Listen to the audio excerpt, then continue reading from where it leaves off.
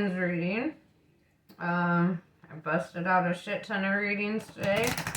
And I figured, what the heck, we'll do one for the general collective, see if anybody who needed a message today and didn't get one in the other readings needs this one. So, let's see.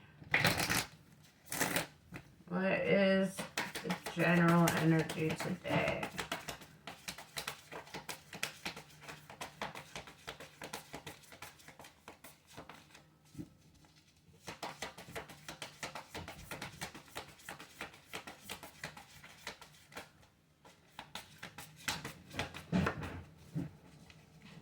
Alright, we have water and earth. Very nice.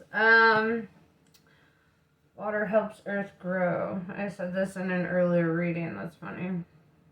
Earth is all about survival, adaptability, and reliability. Water is about reflection, kindness, and compassion. This is kind of the energy too. Like, when I think of earth energy, I think of the heart chakra, because the heart chakra is green. And so, I think of the heart, right, when I think of the earth. I think of the entire earth like a giant heart chakra. And then with the water, you know, water is something that, like, it represents, you know, our emotions and our depths. It talks about, like, how far we swim and, like, you know, kind of like, even though, like, a goldfish and an anglerfish can both live in the ocean, right? They'll never really connect with the air. They'll never really want the same things, right? The goldfish has to swim in shallow water where there's light and, you know, whatever. And the anglerfish has to go way deep into the trenches, right? There's no light from outside, so it has to be the light, right? And it has to be it has to have a little bulb, you know, to kind of navigate its way through, you know, the depths and the darkness and the pressure, right? The amount of pressure that is in, you know, the depths of the ocean. And, like, if the anglerfish were to try to be up swimming where the goldfish is in that shallow ass water, it'd explode, right? And vice versa, you know, if the goldfish tried to swim with the angler, they'd be dead before they got, you know, they'd be dead. It's just, you know, and I'm really feeling like, I'm drawn to that analogy, because I feel like whoever I'm reading for is not just somebody who is, like, you know, working on being grounded and stable, but this is somebody who also wants to, like, swim in the deeper reaches of that emotional ocean. The emotion. But yeah, so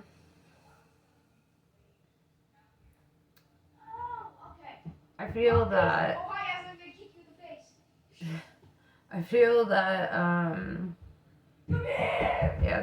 sorry, children are running around everywhere out there. I feel that there is this energy, though, that in these depths, there can also be that energy of feeling misunderstood, right? Or feeling like you might, like, expect others to think like you, or to perceive like you, or to want the same kind of things that you want, or whatever. And also, that can be very different, right? Because even though you may swim in the same waters as another fish, doesn't mean that your depths are the same, you know? And so I feel like that's also something that's being brought to your attention. I don't want to use this deck, actually. I want to use this one. Alright. So, let's see.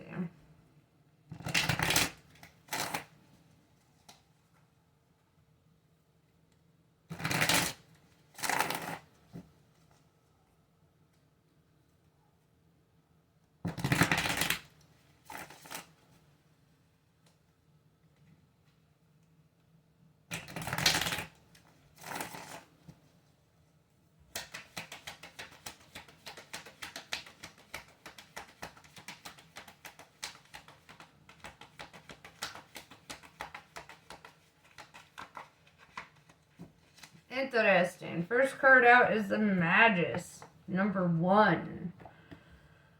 Somebody is manifesting something here. Somebody is in the energy of making magic happen. You could actually be a magic practitioner of sorts, or you could just be in this energy of being very resourceful and being very capable in your manifestations, which is essentially another form of practicing magic. You know, but people will word it however they want to talk about the exact same thing. So then we have the Tower in reverse. This is triggered by like a rebirth, right? Having lost something very important, or something falling apart in your life, feeling like life itself fell apart, and with the Magician, it's kind of like, all right, now what? You know, now how do I rebuild myself? How do I use my resourcefulness to create the life that I want, you know? And so I feel that that's really the energy you're in.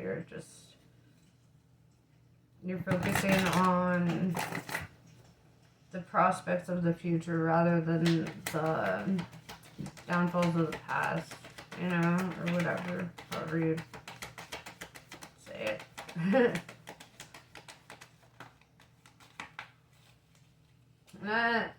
This is the second time I'm seeing this card today, and it's funny because I saw a meme recently that said the Knight of Wands is the tarot version of the fuckboy card, right? Or something along those lines.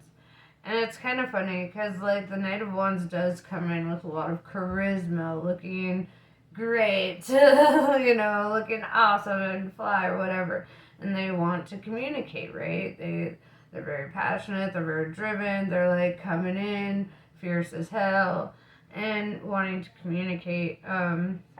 We have the Knight of Swords in reverse, and it's funny because where I have one person rushing in to communicate with you, there's another person here refusing to communicate here, refusing to take that action. But it's funny because it almost feels like the same feeling is behind both cards, right?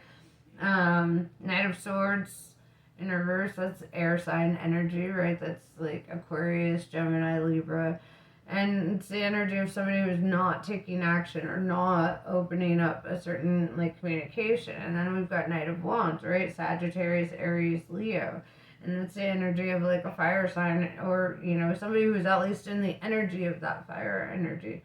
And is like, I don't give a fuck, I'm taking action. This is what I want, and I'm you know, pursuing that.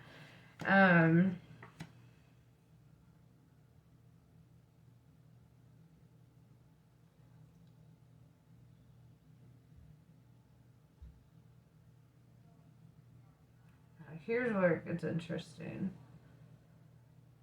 We have Princess of Swords, right? Page of Swords, Queen of Swords in reverse.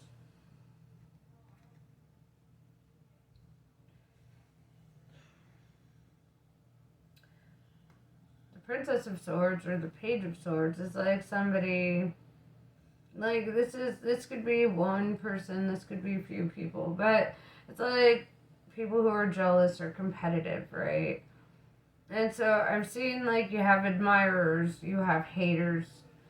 You get a lot of recognition in both directions, right? Like people either see you as like the demon of the story or the angel, but either way, they're still seeing you. Like either way, it's like that no press is bad press kind of energy. It's like some people may hate your fucking guts, other people may absolutely adore you, and regardless of either situation, they all know about you, right? Like, and that's kind of the energy I'm seeing here. So yeah, you're gonna have your haters, you're gonna have your lovers, you're gonna have your in-betweeners. With the Queen of Swords in reverse, it's kind of funny. I see you really not paying that any mind, not really like getting defensive about it, not fighting about it, not getting, you know, you're like, bro, this is futile. I ain't doing that. Trivial bullshit. And I appreciate that on a real level. I think like more people should carry that energy of like just not entertaining the haters, you know. Um,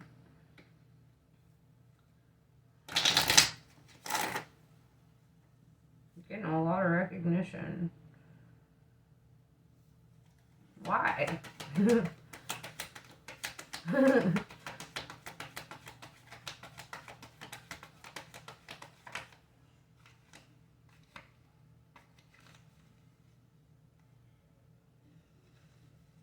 Because of the adjustments you've made in your life. You get the adjustment card, right? Because you made changes. You're a game changer, right? And these adjustments that you've made are really setting a tone here.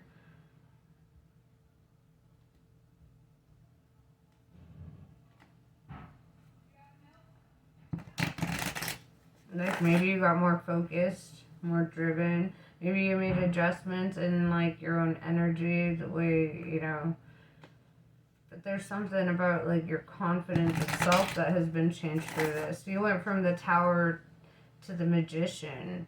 So it's definitely saying like your energy changed, like who you are, like shifted from something that people would see as somebody who looked completely defeated to somebody who's just fucking winning in life, and that makes you kind of an attractive force, you know. Um,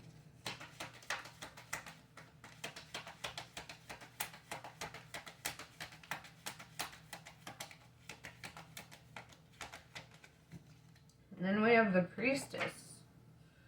Um, I like that too. This is the energy of like taking divine guidance, right? Feeling like having trust in your outcomes, even though you're not focused on the outcomes. You're focused on the work, right? You're focused on the efforts, the resourcefulness, right? You're on that magician level, the high priestess level, where you're doing like alchemy in some levels. Um, you're transmuting this like energy of defeat and loss into success and gain. Um,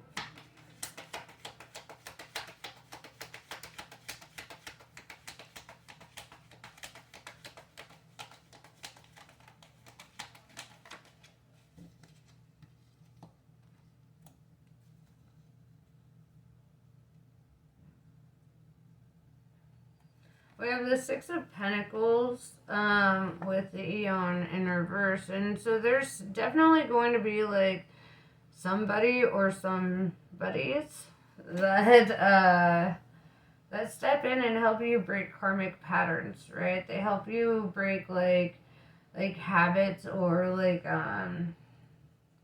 generational curses, or you know, it's like basically stepping in and helping you to like make adjustments to your life, right, with the adjustment card. um but it's almost like even with the divine guidance, like in the priestess card, or how am I trying to word this, with the priestess card showing up and the Six of Pentacles, I also see that a lot of the help that you're getting is not from the material realm, but from like your own ancestors and spirit guides, you know, and like watching the omens and, you know, paying attention.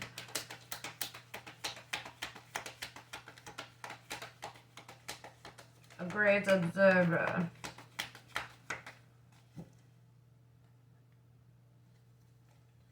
Queen of Pentacles in reverse. Having to restart after having lost a lot, right? Having to let go of a lot, having to release things that you clung to. Also, this could talk about like maybe becoming a bit more financially aware. You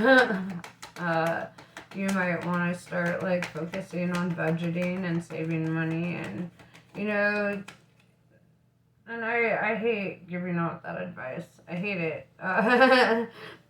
Because I feel like, you know, everyone's money is their own business. However, I'm literally nose deep in your business when I'm doing tarot. So finances are part of it.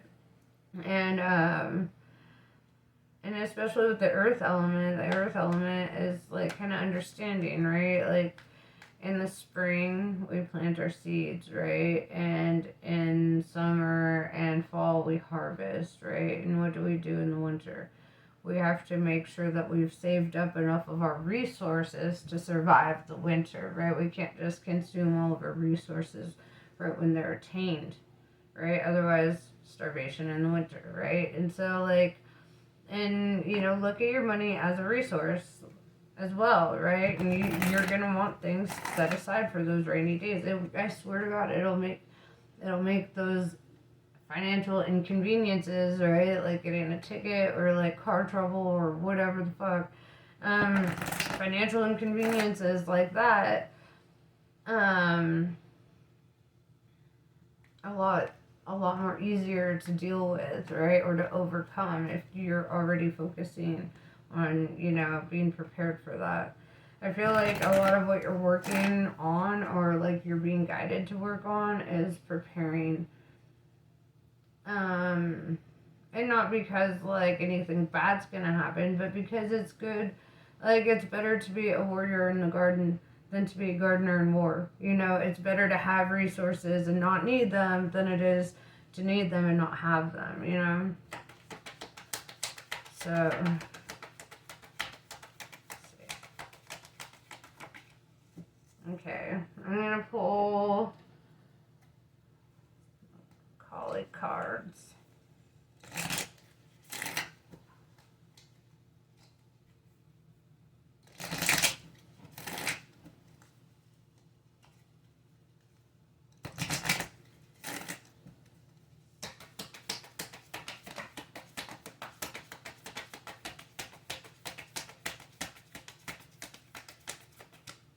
This one kind of flipped.